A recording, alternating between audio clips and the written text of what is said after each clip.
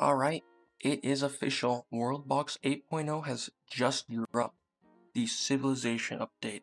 There's a lot of big changes and a lot of small changes, and they're all very interesting. So this video, I'm just gonna go over the big changes. If that's what you want, I got you, alright? And if you want to go more in detail, there is the patch notes in the Worldbox Discord itself, and I will show them on screen right now, and you can pause and check them all out. Alright, I just did that, so let us now get into the video. Right off the bat, we have new sprite changes. So all buildings have new sprites. They look very clean. And smaller little bonus thing is the doors, they're very organized with how they build now. So you can see they're kind of in squares and, angles, stuff like that, which is pretty nice. I think it's a nice little addition. It's experimental though, so I don't know if they're gonna keep it. So we have that. Here is the L's.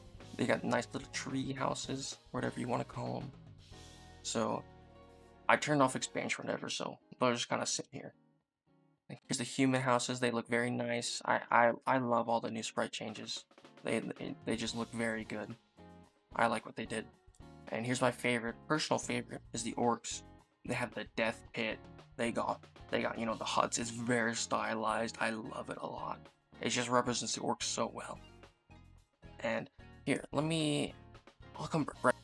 Alright, I just made some new civilizations so I can showcase the next kind of change they have with the sprites, which is the different roof colors for different kingdoms. So accordingly to the color they now have on their roof, so you can easily tell them apart. Let me get rid of these a little bit better. So you can see, there's different colors, and every single color you think of that civilization can be, they have that color for the roof, and it looks very nice. Oh boy, I wanted this so bad, and they made it happen. I mean, not because of me, but I just wanted it. All right. Oh, yep, almost forgot. If you were wondering what the roof sprites, they're updated accordingly. So as you can see, there is a ton of new ruin sprites accordingly with the structure, and it's charred, it's broken, it looks very good. Alright, what are we doing now? Well, we are spectating a character. So now you can spectate a person and you'll follow them wherever they go. So king, peasant, warrior, leader, it doesn't matter. You can spectate any one of them, and you just follow them around, see what they're up to, see what it's like to be a person in Worldbox, starved to death, the usual. So I like it. There's a lot of cool things you can do with it if you want to spectate kings. So I think it's a really cool addition, and hopefully we'll see how people use it. Next up, there's a lot of big changes with how the food works now. So if you click on this guy, his favorite food's meat. Click on this guy, favorite food's sushi. So, and there's a lot more different things they have. They got like ale, tea, there's all sorts of things. They'd even list them. The burgers, meat, like all of it. So they have favorite ones. And so what that means is that they get happier when they eat their favorite food. So as you can see, they have moods. And when they eat their favorite food, they get better mood. And so like if there's a king, right, and he has a certain favorite food, maybe he gets that more, it'll affect how he makes decisions as well. So if he doesn't get, he's a sushi lover, he doesn't get sushi from the trading with someone, he's gonna get mad, maybe start a war. So there's a lot of cool AI stuff. Oh, this entire thing's burning to the ground, whatever. So there's a lot of cool ways it works now.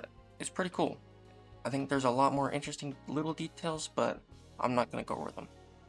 Next, we have a new button, if you haven't noticed it. It's Kings and Leaders. You click it, and you can see who all the kings and leaders are. Because before, it was pretty hard to actually find who the specific king was. If you wanted to check, it was a little hard to find out who it was. But now you can just immediately scroll down to them, and you'll see the different village leaders, the kings, the squad leaders. I'll go over the squad leaders in just a second. So it just makes it a lot easier. And important events, I haven't experimented too much with it. I don't know really. Let's go Sonic Speed here. Oh, cool, cool, cool. So instead of having to have the history log all open, you know, and kind of close up everything, you'll just have all the major updates just in your top left corner, which is very easy. Okay, that's very nice. I like that a lot. The way military works now is a lot, I mean, it's not a lot different, but it's improved, I would say. So let's see here. So you see the squad leaders?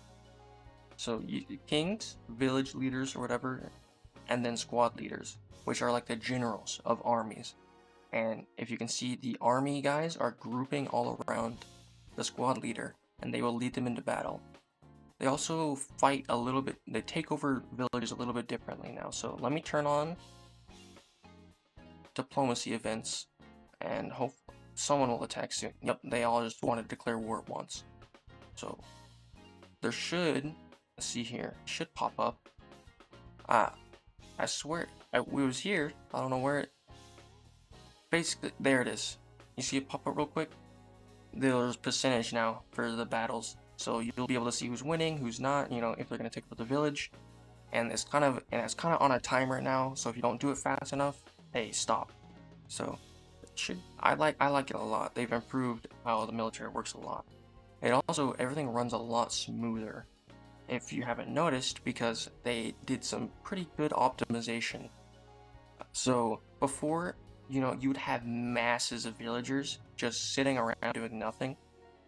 But now they're actually doing stuff, but in buildings, so you don't have to load them in.